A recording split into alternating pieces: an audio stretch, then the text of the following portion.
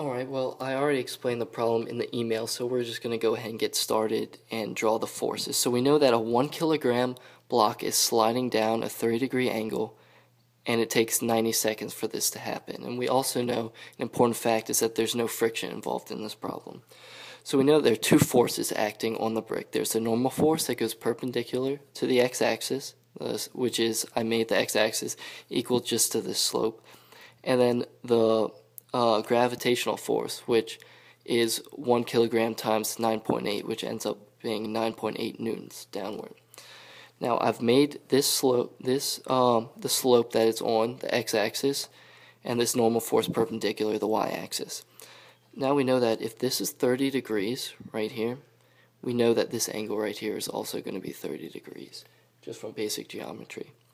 Now, we know that this is going to be the x component and this is going to be the y. And we know that because there's no frictional force and that the only force acting on this is the x force.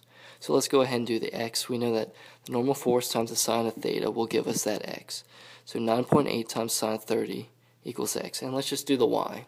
So we know that n times the cosine of theta is 9.8 cosine of 30 will give us the y component. Now we know that F net equals the mass times the acceleration. Now, we know that the only force acting on this brick is the x, so let's go ahead and just plug in 9.8 sine 30, which is the x, plug that in for F net, and make that equal to the mass, which is 1 kilogram, times the acceleration.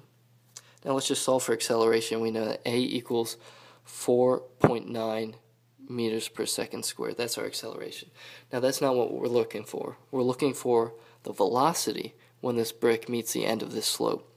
So we know that acceleration equals change in velocity over change in time. Okay, now we'll just make this 4.9 equal to this a, so 4.9 meters per second squared equals the change in velocity over 90 seconds, or excuse me, 0.90 seconds.